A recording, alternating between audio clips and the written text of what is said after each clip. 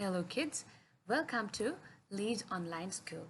This is English language form 5 lower.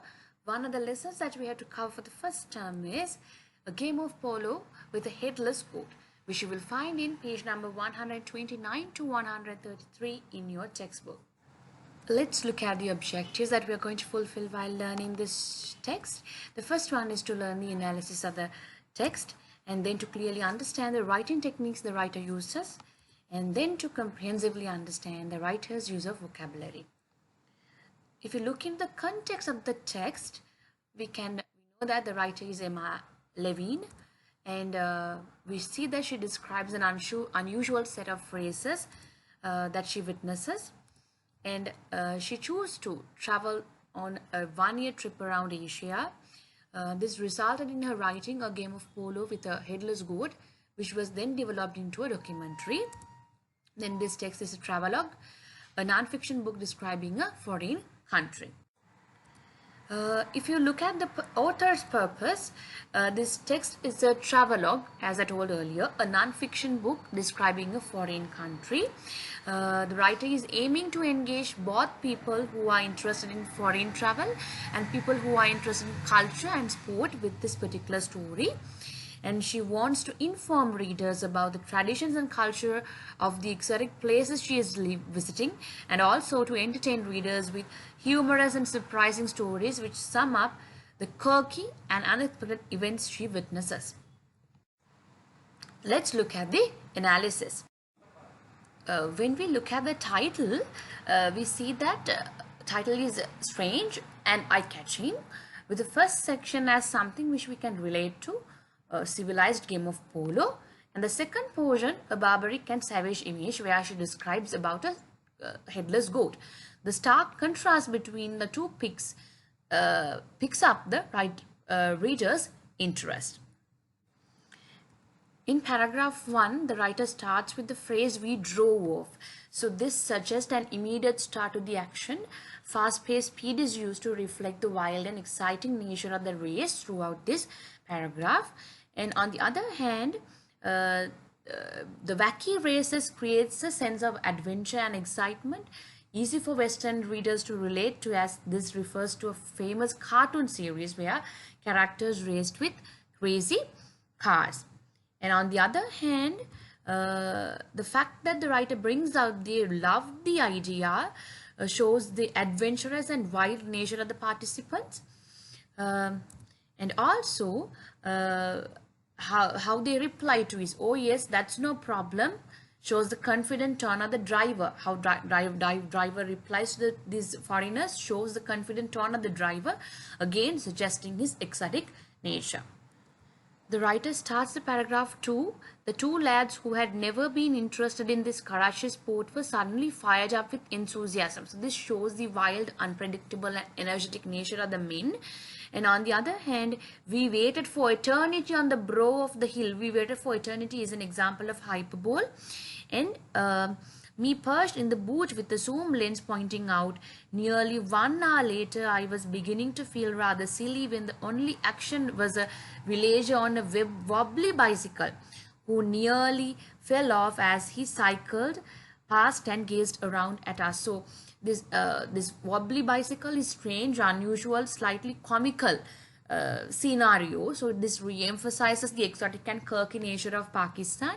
And on the other hand, the description the writer used to recreate the experience, as well as the outstretched out lull in the tension where nothing happens, to create a sense of disappointment and a sense of potential anti-climax.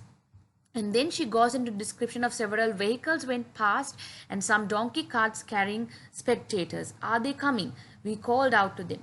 "Coming, coming," came the reply. I was beginning to lose. Now this coming suggests a very calm tone. There's no sense of urgency or excitement. This contrasts with the next paragraph, making the excitement there seem more extreme. Paragraph 3. Just as I was assuming that the race had been cancelled, we spotted two approaching donkey carts in front of a cloud of fumes and dust created by some filthy vehicles roaring up in their wake. As they drew near, Jacob revved up the engine and began to inch the car out of the lay-by. The two donkeys were almost dwarfed by their entourage, but there was no denying their speed. The Kibla donkey is said to achieve speeds of up to 40 kilometers per hour, and this looked close. The two were neck and neck, their jockeys perched on top of the tiny carts using their whips energetically, although not cruelly. So in this passage, we see that there's a shift in tone as the excitement begins. So this roaring up in their wake suggests a big noise which builds up excitement and mounting tension. And this Yaqub revved up the engine is an oral imagery used to intensify the sense of building excitement. And we see that with the description of this giving you the amount of distance these engines can travel, builds the slow action and the excitement. And also we see that the writer uses a pause to emphasize their speed comment. And we see that a great excitement as well as a sense of instability at the perching. Paragraph 4. The noise of the approaching vehicles grew, horns tooting, bells ringing, and the special rattles used just for this purpose, like maracas, a metal container filled with dried beans, men standing on top of their cars and vans, hanging out of taxis and perched on lorries, all cheered and shouted while the vehicles jostled to get to the front of the convoy. So this suggests, this paragraph is informative. The writer uses the informative brackets to emphasize the informative nature of the extract, and on the other hand, very wild image created through the use of triad. What is the example for the triad is the men standing on top of their cars and vans, hanging out of taxis and perched on lorries, all cheered and shouted is an example of triad. So it's a very wild imagery that the writer creates. Paragraph 5. Yaqub chose exactly the right moment to edge out of the road and swerve in front of the nearest car, finding the perfect place to see the two donkeys and at the front of the vehicles. This was Formula One without rules, or a city center rush hour gone anarchic, a complete flouting of every type of traffic rule and common sense. So here we see that it creates a sense of great skill and proficiency of the driver Yaqub, and also it contrasts with edge to accentuate the sudden increase in speed. Also, the comparison is used to emphasize how chaotic the situation is. Paragraph 6. Our young driver relished this unusual test of driving skills. It was survival of the fittest and depended upon the ability to cut in front of a vehicle with a sharp flick of the steering wheel. No lane discipline here, quick reflexes to spot a gap in the traffic for a couple of seconds, nerves of steel, and an effective horn. There were two racers, the motorized spectators at the back, in front the two donkeys still running close and amazingly not put off by the uproar just behind them. Ahead of the donkeys, oncoming traffic, for it was a main road, had to drive into the ditch and wait there until we had passed. Yaqub loved it. We stayed near to the front, his hand permanently on the horn and his language growing more colorful with every vehicle that tried to cut in front. So we see that at the beginning of the paragraph, we see the writer reinforces the youth and excitement of the driver, and then also he shows the exotic nature of the race, right? And then how it was survival of the fittest and depended upon the ability to cut in front of vehicle with a sharp flick of the steering wheel. So this suggests a wild and animalistic sense of the race.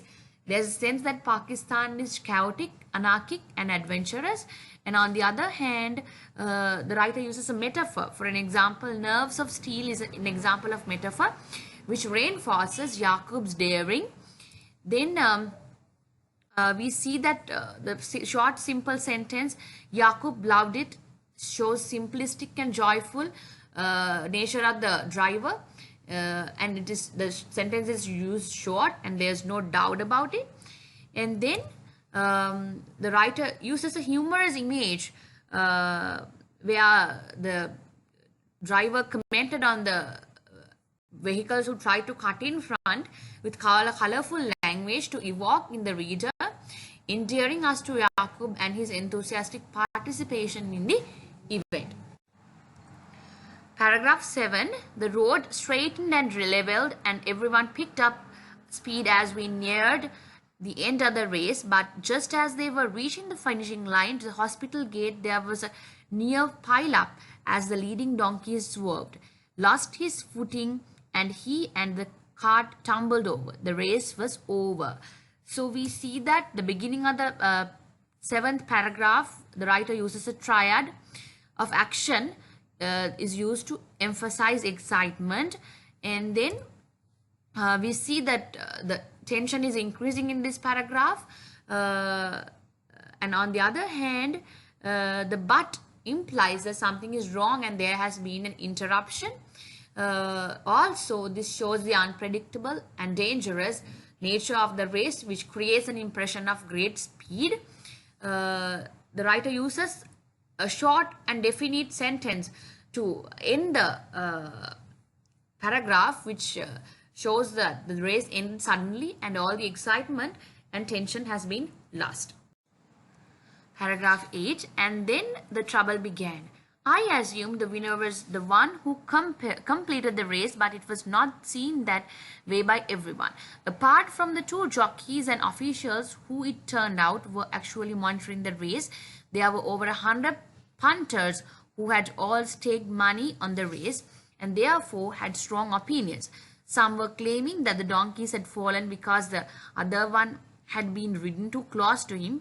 Voices were raised, fits were out, and tempers rising. Everyone gathered around one jockey and official, while the bookmakers were trying to insist that the race should be rerun. So we see that the writer starts the 8th paragraph again with the short sentence structure to carry on the foreboding tone of the passage, and then again the writer uses a triad at the end of the passage to reinforce anger and to show how angry the people are and how likely violence is likely to erupt. And on the other hand, there's an image of an overwhelming tide attacking the 2 men, suggesting the anger of the. Paragraph 9. Yaqub and Iqbal were nervous of hanging around a volatile situation. They agreed to find out for me that what was happening, ordering me to stay inside the car as they were swallowed up by the crowd. They emerged sometime later. It's still not resolved, said Iqbal, but it's starting to get nasty. I think we should leave. As we drove away, Yaqub reflected on his driving skills. I really enjoyed that, he said as he drove off at a more sedate pace. But I don't even have my license yet because I am underage. So we see that the sudden shift from excitement and daring demonstrates, it shows that the seriousness of the situation and how unpredictable Pakistan is. And on the other hand, the boys ask her to stay in the car because they wanted to see what's happening. So their concern for her safety once again reveals that while perhaps a little wild, Yaqub and Iqbal are basically good at heart. And on the other hand, the writer uses hyperbole there, swallowed up by the crowd. It creates an image of them being engulfed by the crowd, which is a hostile image. And the writer uses short and certain sentences without explanation, which creates a sense that the situation does not allow for any negotiation. And on the other hand, Yaqub commenting on his driving shows it that he is driving sensibly in comparison to the previous scenario. And on the other hand, a sense of adventurousness and recklessness is created in the two of the paragraph 10, the final paragraph. They both found this hilarious, but I was glad he hadn't told me before. An inexperienced underage driver causing a massive pile-up in the middle of the high-stakes donkey race could have caused problems. So now the writer, the two conflicting viewpoints the writer highlights, which shows the cultural differences which separate the boys from the writer, and the final paragraph provides reflection on the excitement and exhilaration of the day's events and is calm in these recollections. So let's look at the structure of the text. The beginning of the extract is the build up of the race. The race has not yet begun. As this extract progresses, so does the race. This then reflects the pace of the piece. As the race begins, the sentences seem to become quicker and short. The text is written in chronological order. This means that all of the events are written in the order in which they occur. So let's look at the summary, what we have already learned. We learned the implied meaning of the text, and we learned the writing techniques the writer uses in bringing out her narrative, and we learned the structure of the text. So we have reached the end of the presentation, my dear kids. So I hope the text was clear to you. We analyzed it clearly. So till I see you again in another video, thank you so much and see you again.